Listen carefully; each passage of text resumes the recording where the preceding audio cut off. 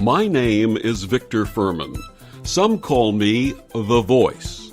I've always been fascinated with human nature, spirituality, science, and the crossroads at which they meet.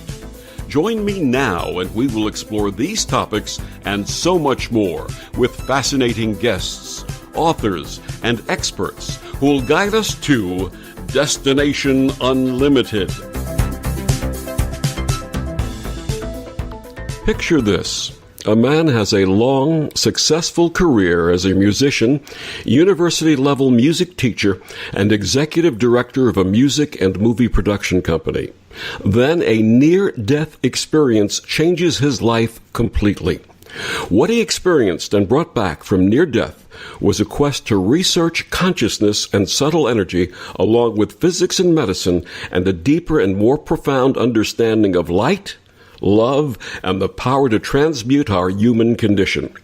This is the true life story, this lifetime, of Robert O. Williams. Robert recorded and performed with such artists as the Beach Boys, Paul Horn and Charles Lloyd, and served as executive director of Beach Boy Mike Love's motion picture and recording company. After his near-death experience in 1979, his focus and life purpose changed, transforming him into a full-time seeker, inventor, and visionary. His research has been published in the Journal of Alternative and Complementary Medicine and the journal Subtle Energies and Energy Medicine. He's the inventor of quantum code technology and co-developer of the 108 mobile phone Heart Plus app that enhances, supports, and maintains highly efficient human and animal bioenergy levels. He joins us this evening to discuss his new book detailing his life and experiences, Love is the Power, Moving Humanity from Fear to Love. Please join me in welcoming Robert O. Williams. Good evening, Robert.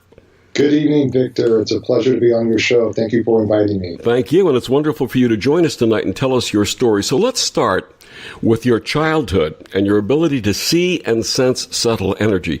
You describe these as nature spirits, and one in particular called Jing. What was that like? For me, it was just as normal as could be.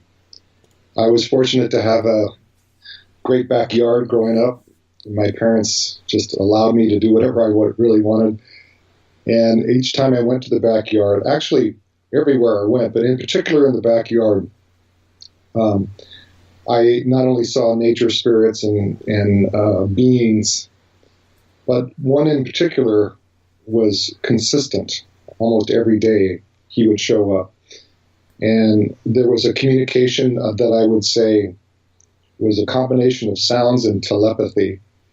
Of course, all this at the time was, I didn't have any commentary on it like I have now. I was 4, 5, 6, 7, 8, 9, 10, up until I was 12 years old. This was my experience. So the nature spirits were fairly impersonal. I saw them and they would kind of scatter around or skitter around the backyard. But Jing was special in the sense that he would show me certain things that were happening in the backyard. He would see a snail and he would get very excited and try to show me what was going on with the shell of the snail, which I later figured out why, and then how plants were growing. And then one of the most beautiful experiences I remember is when it just finished raining and he was very excited and brought me out of my I had also dug a hole, went down in my hole a lot. It was once a sandbox, it became a hole. But he came and got me, and I witnessed a rainbow. And, of course, we've all seen rainbows and all agree it's such a beautiful aspect of nature, a beautiful phenomenon of nature. Then about a week later, he with the same excitement, brought me into the front yard where my mom had the sprinklers going. And, just in the right spot, there was the same rainbow, or was a similar rainbow.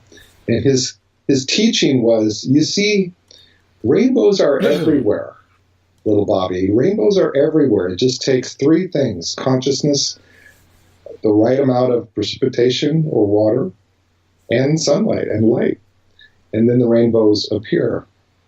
And that was one of the teachings that remained with me in terms of to correlate our innate, inherent consciousness, which is already there present, but the conditions may not be just right for us to realize it in its full potential. So there was a little bit of my childhood for you. And did you have anyone else in your family who had the ability to sense or see subtle energy? You know, my father would sometimes speak about it, but not very often. And in recent history, my daughter, I have a 12-year-old daughter, and when she was growing up, 3, 4, 5 years old in particular, we had also a great backyard, big backyard oak tree, and I would see one of these nature spirits, and so would she. And it was such a thrill, Victor, to be with my daughter, and our eyes would follow these beings in the backyard. And I had already confirmed my experience with other clairvoyants, but to have my own daughter also see these amazing beings was a real treat. This happens to be a wonderful recurring theme on this program, where we have people who've had these experiences and also now have children who are having these experiences. And in my case, unfortunately, I did not have the support from family, anyone. I was told that I had an overactive imagination, was seeing things, etc., etc. But to be able to bring to your child, and as I brought to my daughter, the knowledge that what they're experiencing is real and genuine, and encourage them to work with that experience, I think is so important. Absolutely. I believe that all children have that clairvoyance, and at some point, because of the mass consciousness or the societal belief systems that such visions or such sights are not real, then unfortunately we lose that ability. It's just like somebody saying a certain color doesn't exist. After a while, the subconscious takes it as truth, and then we actually cannot see that color.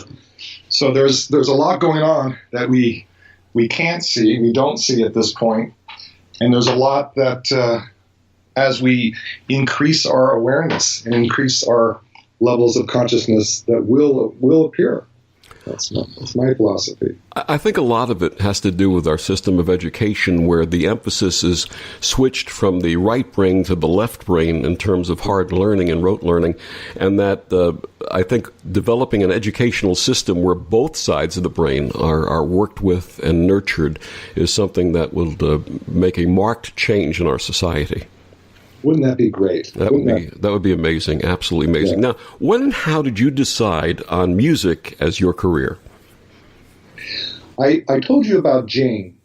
When I was with Jane, there would be a certain quality of lightness, and it was just a beautiful quality. When I was about 12 years old, Jane came to me and said that he was no longer allowed to see me, which was quite devastating at the time. But he was true to his word. He left, and I've never seen him since. And I went into this state of depression, and that state of lightness, that state of comfort, or just the thrill to be alive, had left. But I was very fortunate. My father gave me a saxophone. He had played, and he was in World War II marching band. And the more I practiced, the more I played, the more I would pop into these moments where I felt the same sensation, that same kind of lightness of being and thrill of aliveness. So that was you could say that was my backyard from that point on, 12, 13. And as I grew older, I couldn't wait to play my saxophone and play the piano. I learned other instruments as well, but sax was my favorite. And it wasn't all the time. I bet you musicians can relate to this, and probably all of us. There are these times in our lives that we are greater than our individuality, and it's a thrill. We have an aha, or we have an experience of something greater than ourselves, than our minds, that in my case was playing my instrument, playing my saxophone, and in other cases we experienced we just kind of tap into this thrill of our own aliveness. So that's why I became a musician, really. I can sort of identify with that. Unfortunately, in this lifetime, my musical talents were sort of suppressed for other things. And one of the things that I love to do for myself is to sing. Now, I have a voice for speaking, but unfortunately, my voice for singing, as they say, if I had to sing for my supper, I'd starve. But when I'm by myself in the shower in a room somewhere, especially when I'm listening to music that I grew up with in the 50s and 60s and 70s, I love to sing. And I think that, to me, that gives me some type of a connection. Well, what's the connection when we resonate with our music? First of all, I want to say thank God for our showers, right? Yes. Oh my God. I mean, it's probably kept our sanity in many, many instances. Singing is such a innate and such a primal way of our own life. And now what was your question again? I got hung up. I think our connection with singing, just to sort of wrap up this segment, what is that energy about? The energy is about our greater selves. It is including our minds, including our emotions, but it is even greater than that. And song is not a left brain phenomenon. And nor is it just a right brain phenomenon. It combines and is a greater phenomenon. And when we dance and sing, and even when we just do it for fun in the shower, there's something that expands and meets something that is greater. We expand and we find our balance. My guest this evening, Robert O. Williams, author of the new book, Love is the Power, Moving Humanity from Fear to Love. And we'll be back with Robert after these words from the OMTimes Radio Network.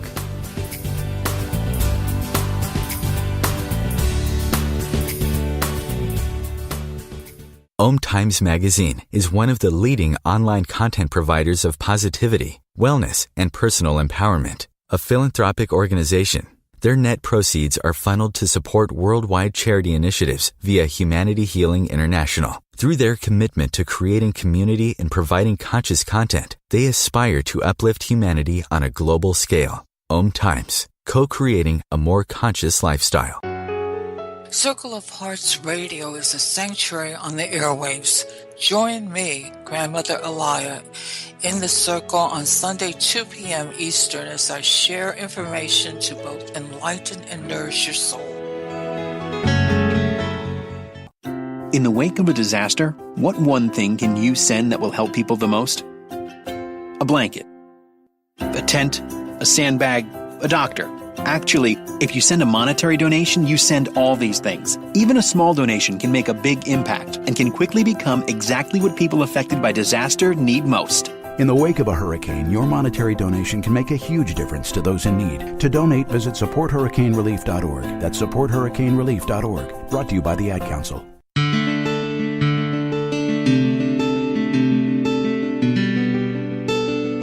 And we're back on Destination Unlimited. My guest this evening, Robert O. Williams.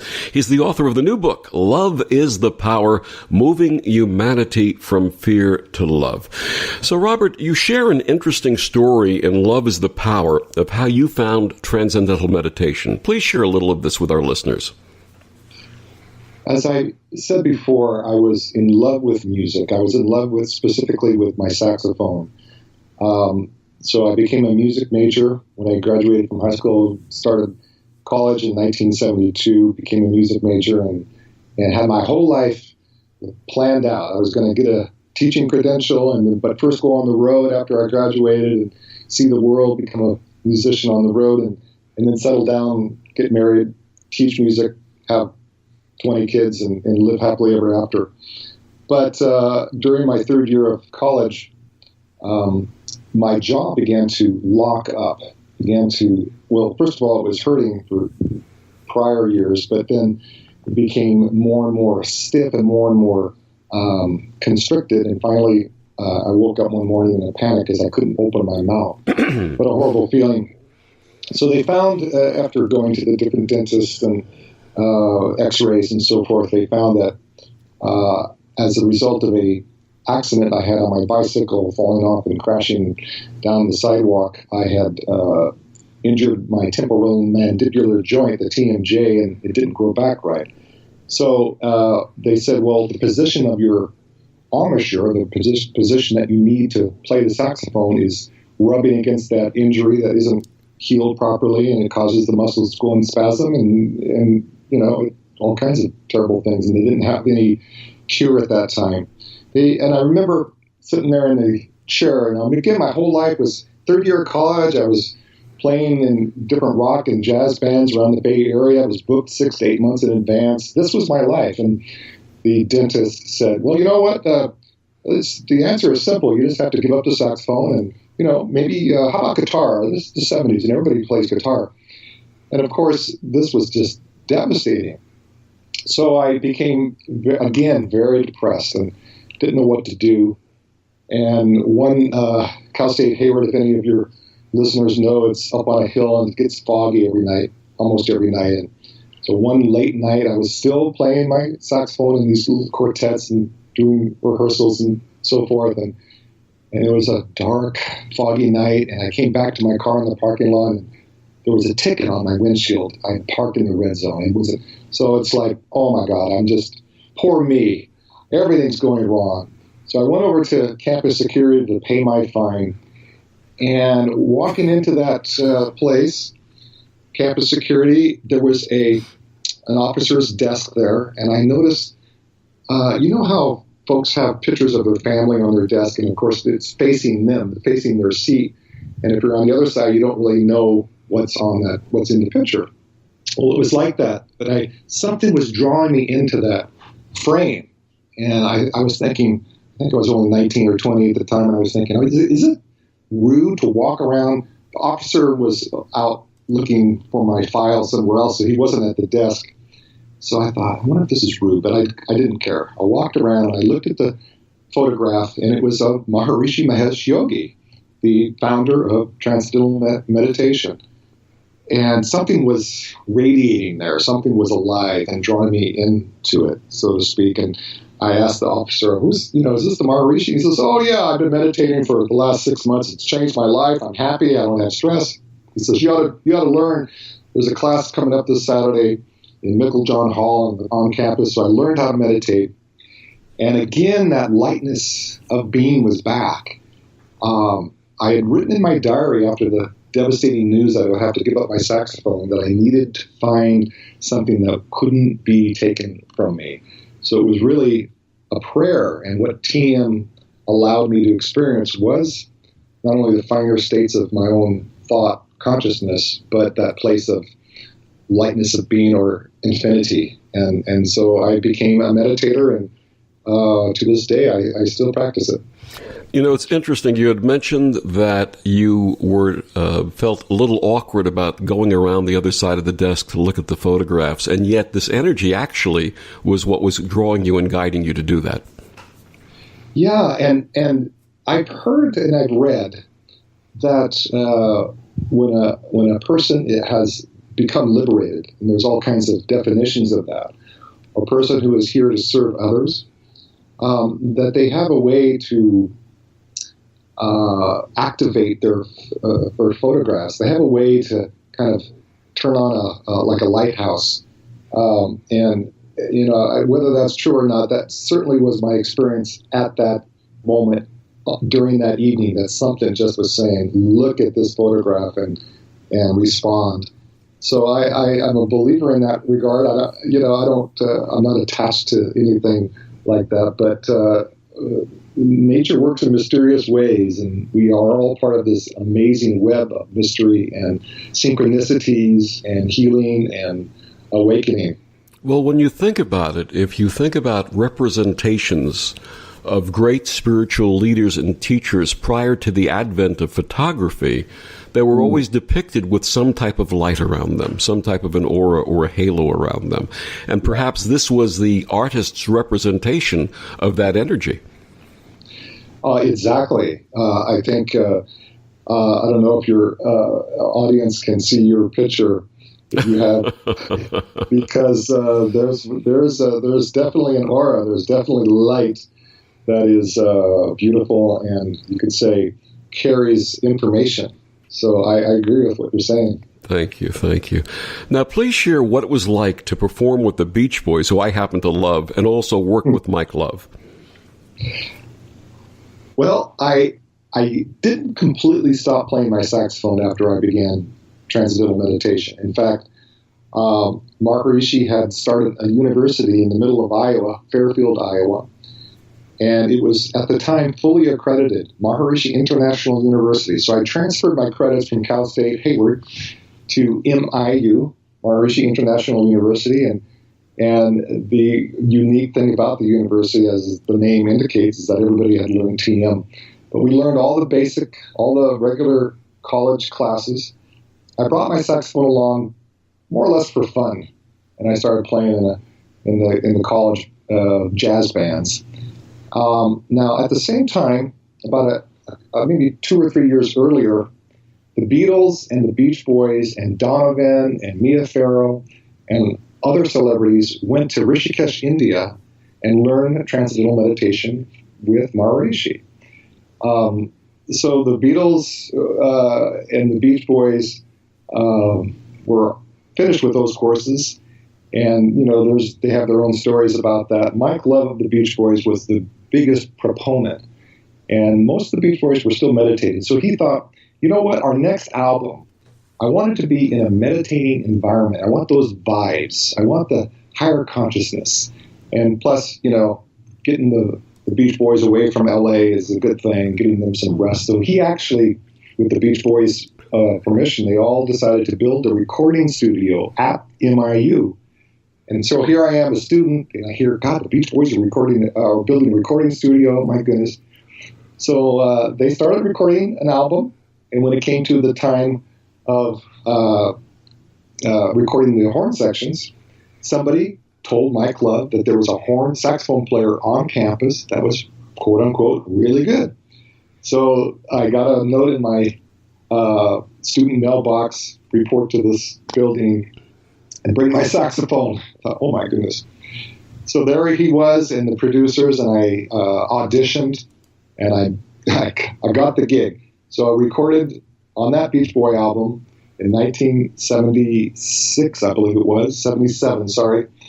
And then after the final session, I knew it was the final session, the producer, we've got enough takes. So this is your final one, and they wrote me a check, and I thought, this is my one chance. So before I left, I went up to Mike Love, and I said, you know what? I don't really have enough money to continue being a student here at MIU.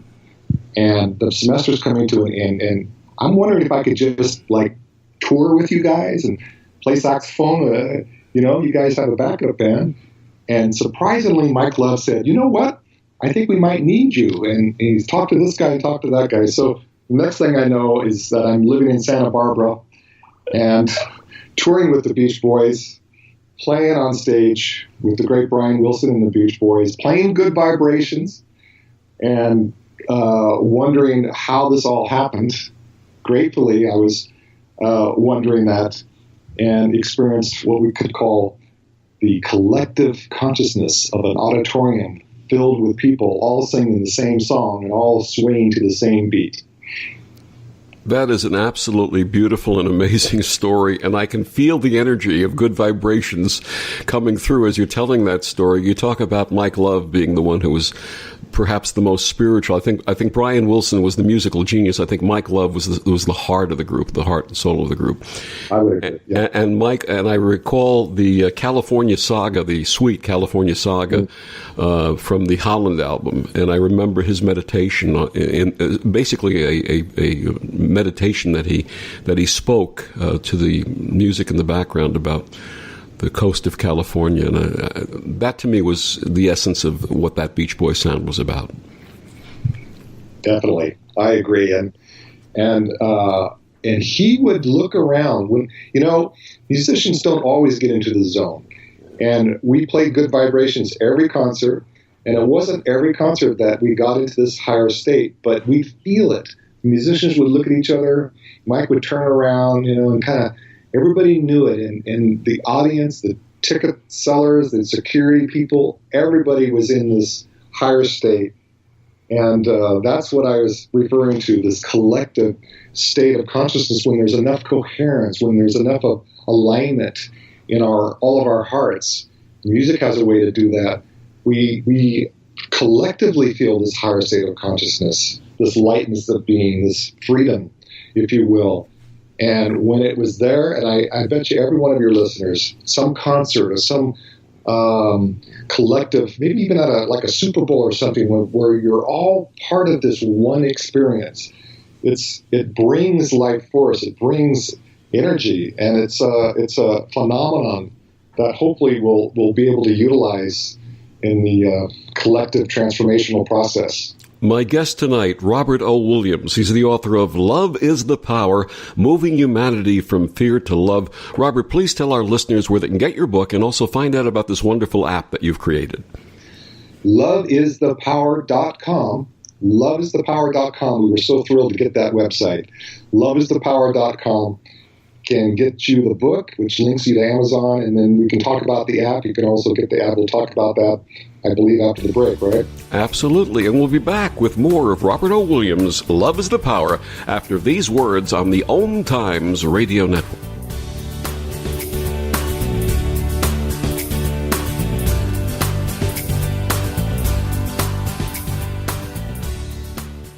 You're listening to OTR FM, part of the IOM Radio Network.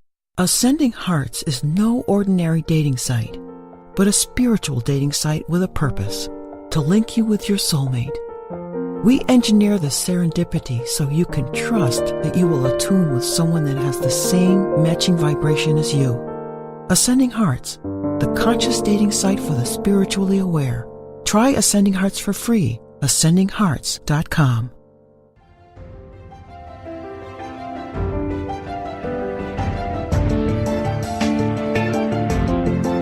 Have you been searching for a perspective beyond the mainstream? Check it out. Join your hosts Cielito Pascual and Diana Gold Holland on Share International Radio for thought-provoking views behind the news, Sundays at 1 p.m. Pacific, 4 p.m. Eastern on OMTimes Radio.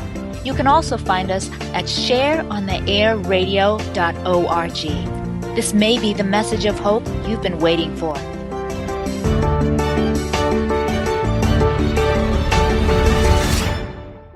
In 95, I helped tow your trailer.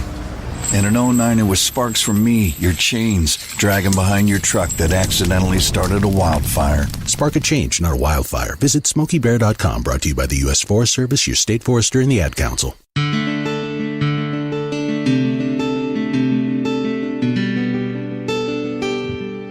And we're back on Destination Unlimited. My guest this evening, Robert O. Williams. His book, Love is the Power, Moving Humanity from Fear to Love. So, Robert, we talked about your life, the wonderful spiritual experiences you had as a child, your musical career, working with the Beach Boys, doing all this great stuff, transcendental meditation, and then 1979, you had a near-death experience that changed everything. Please tell us what happened.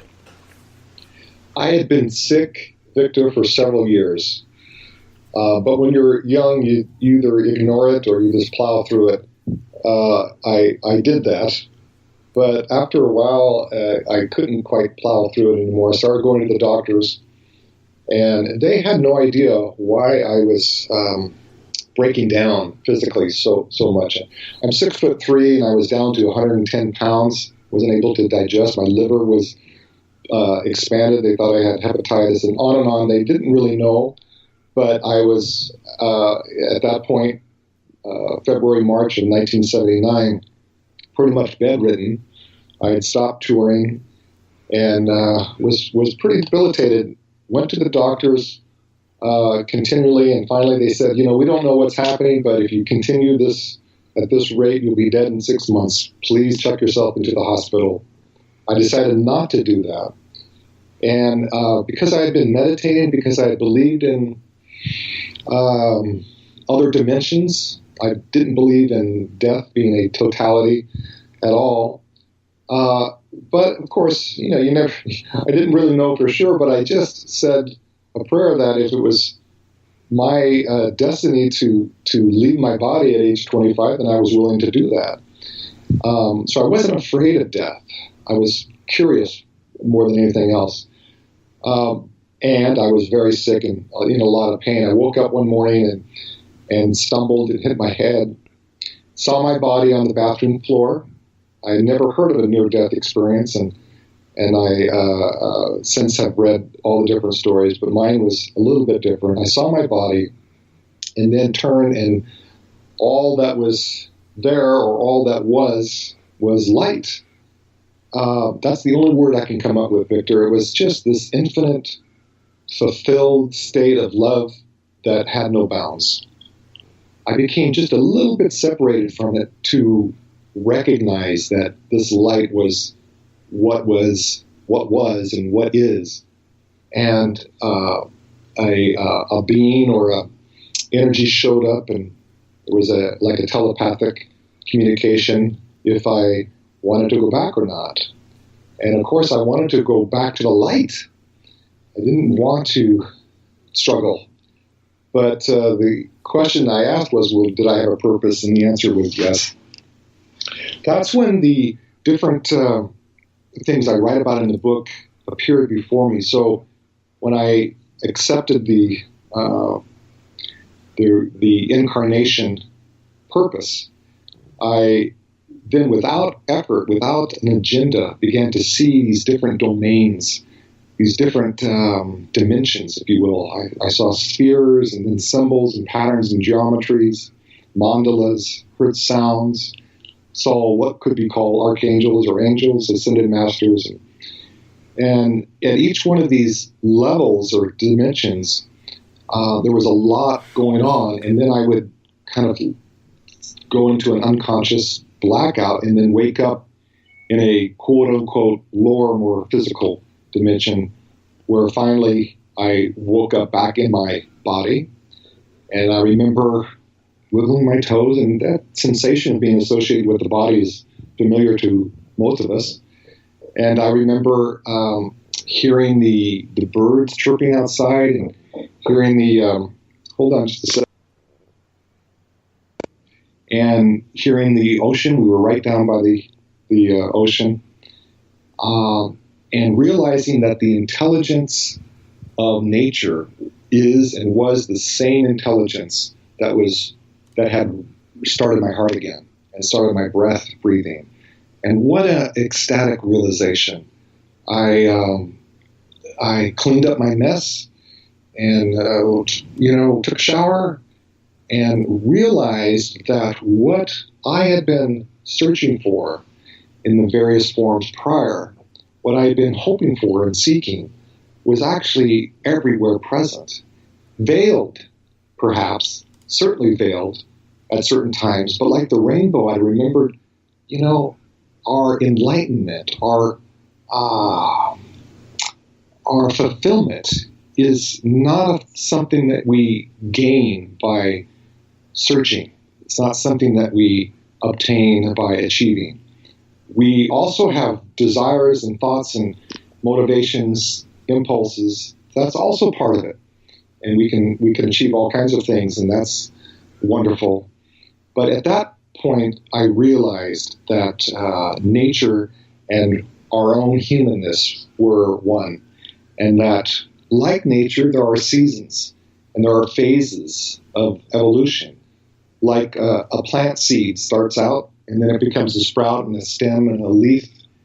And each one of these phase transitions has blueprints of information that get activated.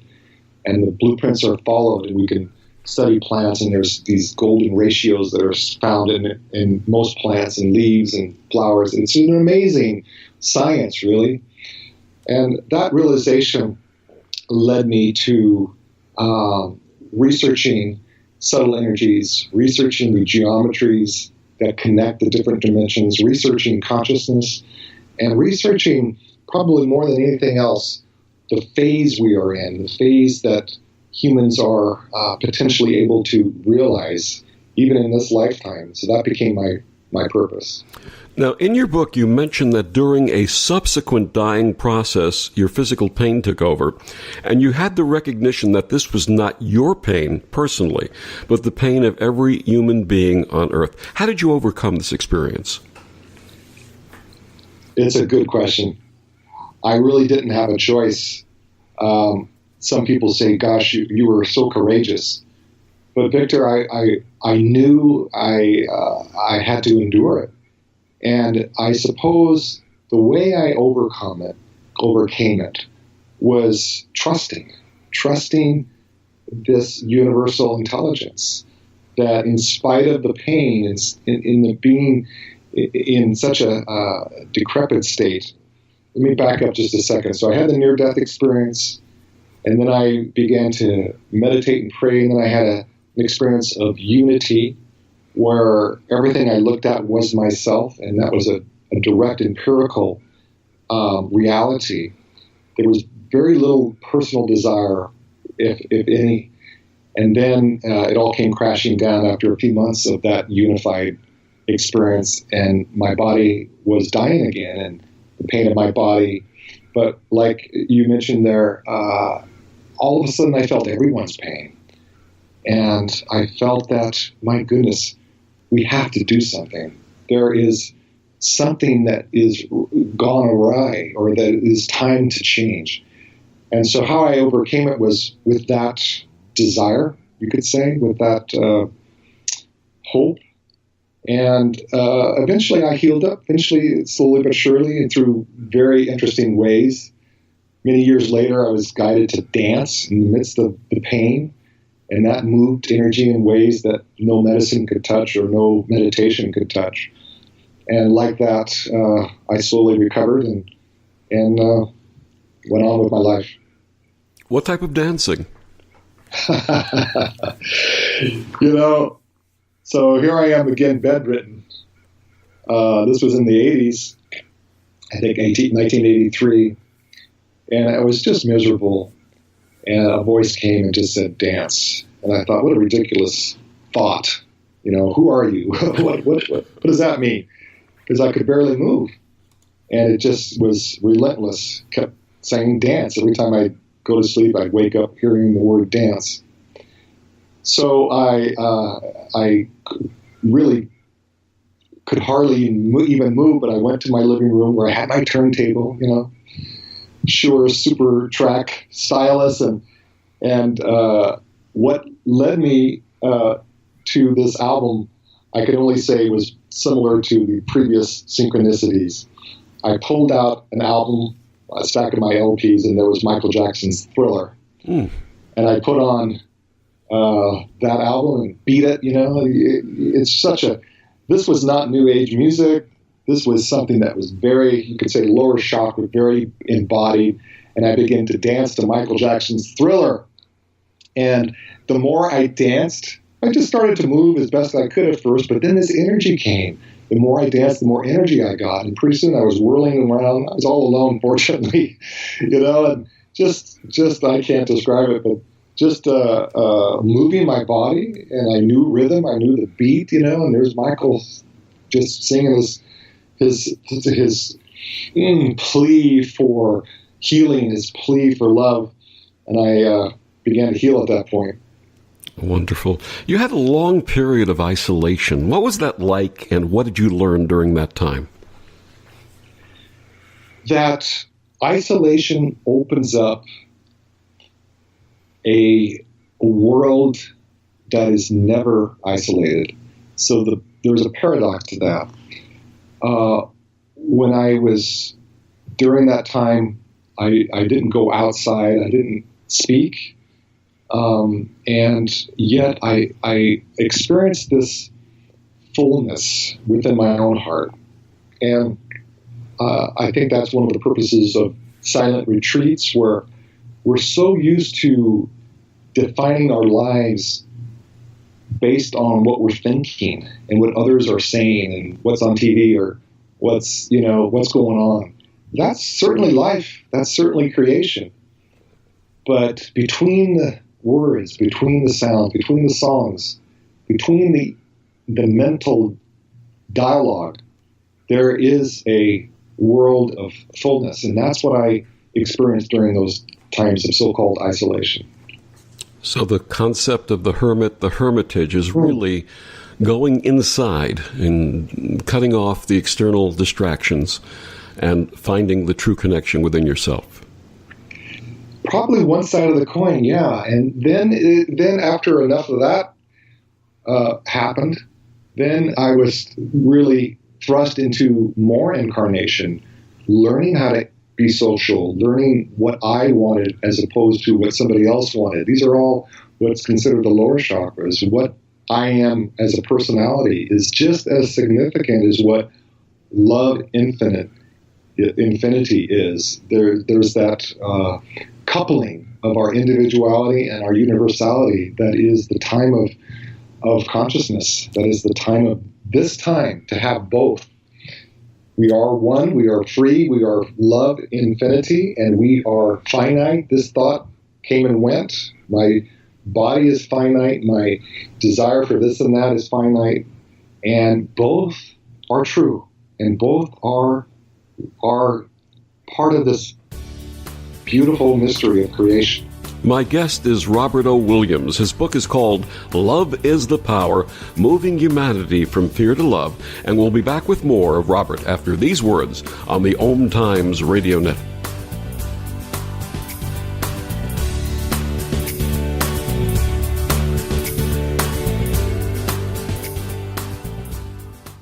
Humanity Healing International is a small nonprofit with a big dream. Since 2007, HHI has been working tirelessly to bring help to communities with little or no hope. Our projects are not broad mandates, nor are they overnight solutions, but they bring the reassurance that no one is alone and that someone cares. To learn more, please visit humanityhealing.org. Humanity Healing is where your heart is. Hi everyone, this is Shay Parker, the host of Best of the Best, which airs live right here on IOM Radio every Tuesday night at 8 p.m. Eastern and 5 p.m. Pacific. I'm super excited to bring you expert guest hosts, spiritual discussions, free psychic readings, and so much more. I can promise that you will not want to miss this one-of-a-kind, fun, yet touching, down-to-earth show. Join us every Tuesday night at 8 p.m. Eastern, 9 p.m. Pacific on OTR FM. This is Shay Parker, and I can't wait to see you there.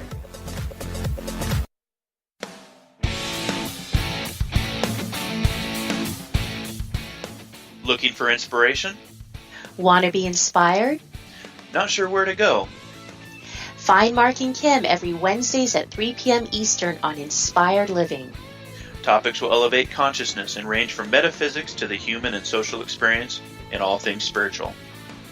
Welcome to an inspired community that offers support, encouragement, and new ways of thinking. You are the inspired and the inspiration. In the wake of a disaster, what one thing can you send that will help people the most? A blanket, a tent, a sandbag, a doctor. Actually, if you send a monetary donation, you send all these things. Even a small donation can make a big impact and can quickly become exactly what people affected by disaster need most. In the wake of a hurricane, your monetary donation can make a huge difference to those in need. To donate, visit supporthurricanerelief.org. That's supporthurricanerelief.org. Brought to you by the Ad Council. Join parents and experts at understood.org, a free online resource about learning and attention issues designed to help you help your child thrive in school and in life. Understood.org, because understanding is everything. Brought to you by Understood.org and the Ad Council.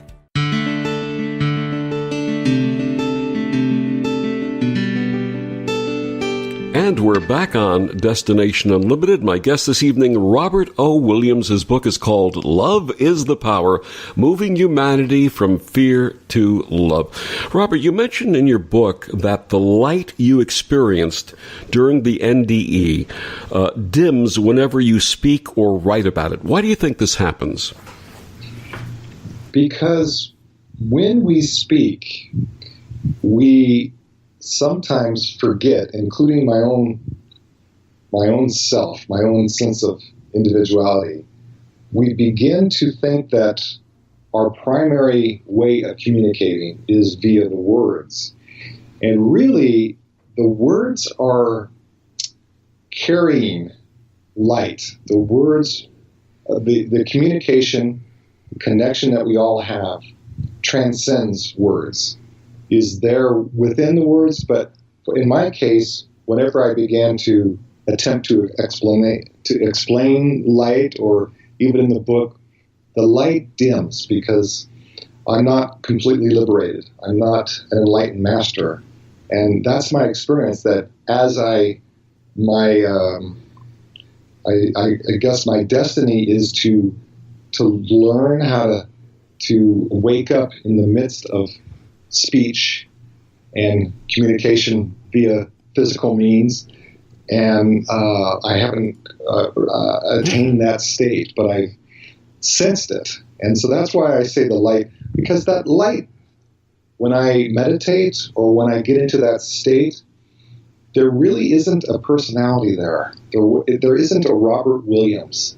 There's a little kind of tether to it all, but there really isn't very much there. And so what my purpose is now to come back all the way down, everywhere, and down is not up, and down is not lesser than or greater than. And that's, though, my experience, that the light dims when I talk about it.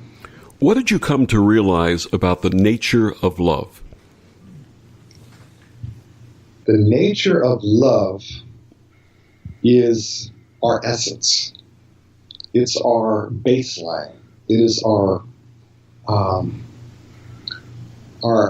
totality within our limitedness, all at the same time.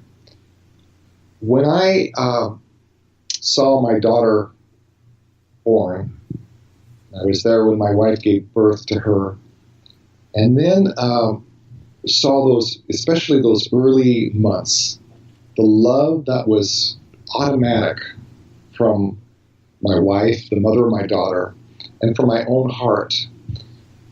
That is what I'm talking about, that quality of unconditional love. And it comes during those times when we either have a child or we forget that we're separate. So if somebody falls down and we're near that person, if we have even a little bit of our hearts open, which I know yours is and every one of your listeners, we will automatically love. We will automatically love in the form of helping that person who is tripped or stumbled, or, we can't help ourselves because that's who we are. And we know ultimately it's an intuitive reality that as we love others, as we help others, that fills us at the same time. The golden rule really is a reality at that point, not because we are trying to do good so that good comes back to us. No, it's an automatic phenomenon. Love is an automatic exchange. And that experience of love and how it loops back into our own hearts is the expanded truth of the definition of love. And it's one of the reasons I wrote that book, to include that intuitive reality that we all know as also love, in addition to all the different emotional states we can exchange as well. You would think that this is something that would be second nature, and it really is second nature to each and every human being. But why do we have the fear? Why do we mask this love? Because of a phase. Humans had to go through a phase and are on a bridge right now. There was a gift given to us called free will, our own choice, our ability to shift our attention from one thing to another consciously. It's a great, great gift. And one of the risks that that gift brings us is the risk of becoming too self-centered or too afraid of the other. And, we know that that's the condition for a lot of us on this planet, or else we wouldn't fight each other, we wouldn't harm each other. It's all based in this fear that we're separate, that we need something we don't have. So knowing that is the basis of an awakening, knowing that there's a greater truth, that we are one, that we are not separate, that what we do give is immediately received. And so I believe it's just a phase, it's a season that we as humans had to experience fully. And I believe we're coming out of that season to experience something more real, more intuitively correct, meaning love knows no fear, and love knows how to solve these mysteries and these tremendous problems we have. The consciousness that created them is a consciousness of the old paradigm that we're moving out of. And within that consciousness, we also will have insights on how to solve the problems that are challenging to us. And that's where I say love is the power, because along with that consciousness of love will come insights and awakenings and epiphanies and, dreams that will solve some of the problems that we've had forever. And that's a wonderful experience that I believe in and that I know is at the heart of every human being. Now, one of the insights that came through your process was the invention of quantum code technology. What is it, and how did you invent it? When I was coming back to my body, and then in subsequent out-of-body experiences, there was a domain or dimension full of symbols, full of geometries. I found these symbols and relationships of geometric relationships in mandalas, and also in indigenous art. So I became very fascinated with those symbols, with those mandalas, and working with a brilliant scientist from Stanford University, Dr. William Tiller, we came up with a way to transduce these geometries or these ratios of energy into field generators. And to make a long story short, working with others that knew digital technology, we were able to broadcast these ancient mandalas, which are about our higher consciousness, which are about the blossoming. It's like the information for the flower. The blossomed flower is there already, but it's not active until it's time. Like that, those mandalas, those information packets or codes are happening right now on the planet. And what Dr. Tiller and others were able to do is figure out a way to broadcast those very same frequencies that we all have in our own consciousness and our own hearts through the airwaves. And we can now download them through a digital app, which is just mind-blowing to me every time I say it. So you can go to the Apple Store, or the App Store, if you have an Apple phone, and to the Google, and download what's called the Heart Plus app. Sometimes it's easier to go to 108 Heart Plus app, or go to Love is the Power, and it'll link you there.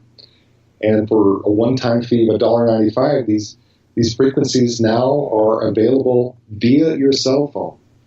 And how does a user use the app on their phone? You turn it on like you would anything else. You don't have to do anything else. It does have information. It's got test results that we've conducted and researched. But again, think of these subtle energies that are being carried on the frequencies that are already there on your phone. So we're just adding those intelligent frequencies of life. And all that you have to do is turn on, when you turn on your phone, it gives you an option to turn it on just like another app. You turn it on and the world starts to turn. You'll see the visuals there. That's all you have to do. Now, I downloaded the app yesterday, and it's quite beautiful seeing it when it's on. There's absolutely a feeling of relaxation, a very subtle and then a stronger feeling of relaxation with the app running at that time. And then you also have some challenges that you offer for us. What are those challenges? Well, the challenge, we had to come up with the right word. What we want to do is get to see if the 1% theory is accurate. The 1% theory is that you only need 1% of any system to organize in a coherent pattern to affect the rest of the system, the 99%. So such examples as laser lights, it's just regular incandescent light. And if you get 1% of those photons to line up and travel in the same waveform, then all of a sudden you have a laser beam which is 100 million times as powerful. No photons are added. And then there's examples in nature. You get 1% of a system to become coherent in a certain way, and the system changes to a higher state of order. So the theory is that we can get 1% of the global population, which is around 70 million people, to have this virtual community via the app, then we should see changes in mass consciousness. We should see changes in crime rate, hospital visits, and we're hopeful that the quality of life will go in the right direction at that point. Well, if enough of us spend $1.99 in the App Store and we can change the world and bring about love and peace, hey, that's the best $1.99 investment I think any of us could make. My guest, Robert O. Williams, his book, Love is the Power of Moving Humanity from Fear to Love. Robert, one more time, please tell our listeners where they can get the book and find out more about this amazing work. Loveisthepower.com. Loveisthepower.com. It's all there on that website. Victor, it's been such a privilege to be part of your show, and I want to thank all your audience. I can feel this community you have, and I can feel how powerful it is. So it's a privilege to be part of your organization. Robert, thank you, and it's our privilege and honor to have had you with us tonight, and you must come back in the future. I look forward to that anytime. And thank you for joining us on Destination Unlimited. I'm Victor the Voice Furman. Have a wonderful week.